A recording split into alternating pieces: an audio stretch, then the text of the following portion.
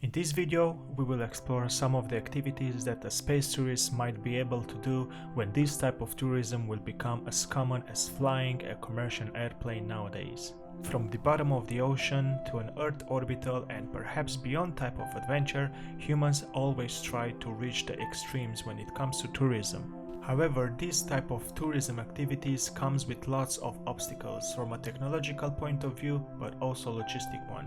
For the sake of this video, let's assume that space tourism will be a thing sooner than we expect, and we will be able to travel into space for leisure and for a reasonable price.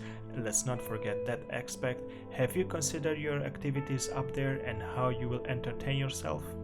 Stick around to see what kind of activities you will be able to do once you manage to pay thousands of dollars and not die in your way to space.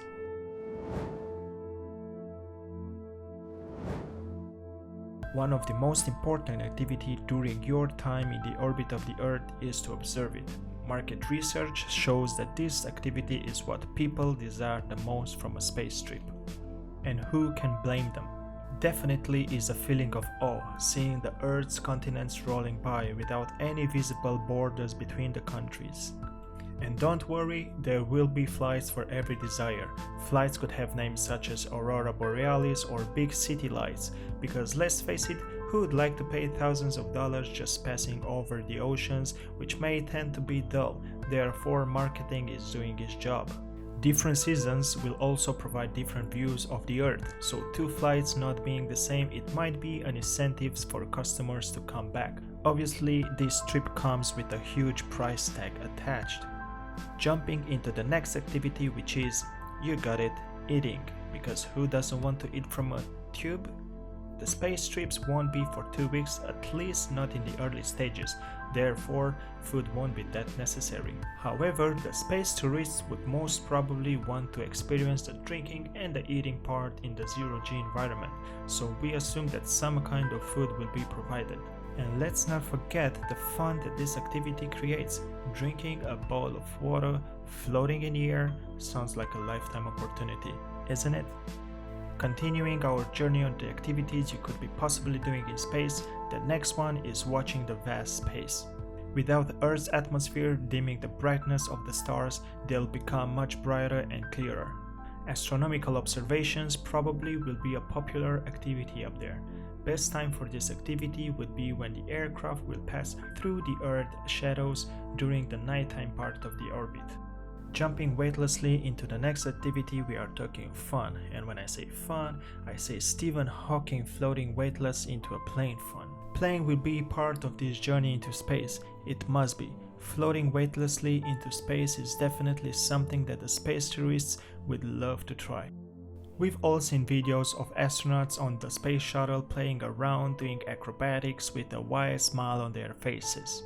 Since the gravity is lower in space than on the Earth, water activities such as swimming pool would be something that can be part of the experience. However, we assume this would be in the advanced stages of space tourism. I know, you might wonder by this point, swimming pool? Well, consider a rotating cylinder where people would swim. Like this illustration suggests, a swimmer would see other people swimming on the ceiling. I am subscribing to that idea for sure. A market survey made in Japan, USA and Germany suggests that spacewalk is a popular choice too. Even though it's practiced by astronauts, probably it won't be available in the early stages of space tourism. With that activity, we came to an end of the activities that a space tourist might be able to do in space. If you have some other ideas, please do leave them on the comments down below. Now let's talk about money. According to researchers, there are 4 stages when we talk about ticket prices for space tourism. The first stage is called Pioneer Stage for obvious reasons. The market at this point would consist of very wealthy individuals. The comfort would not be at a high degree, nor the stay would be long in orbit, and most probably remaining inside the aircraft at all time would not be an issue. At the moment, the current technology allows us to be only on this stage, with Virgin Galactic offering tickets for $250,000. The second stage would be an exclusive stage. At this point, people would be able to go on a regular basis.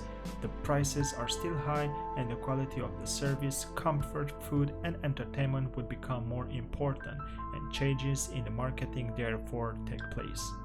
As we come to the third stage, the researchers says that this is a mature phase where the prices are lowered and most of the population will be able to go. Price competition would exist at this stage between different suppliers, making this market grow. The last but not least is the mass market stage, where this would be equal with international air travel. A large population could go at least once in their lifetime as the prices are lower than the other stages. Space tourism might be the missing link of space travel that the humankind have been trying to discover for so many years. With space tourism, the industries can build infrastructure in space and radically decrease the launch cost. All we can do at the moment, unfortunately, is wait. If you enjoyed this video and you would like to see more about space tourism and space, leave a like to this video. And as always, stay informed.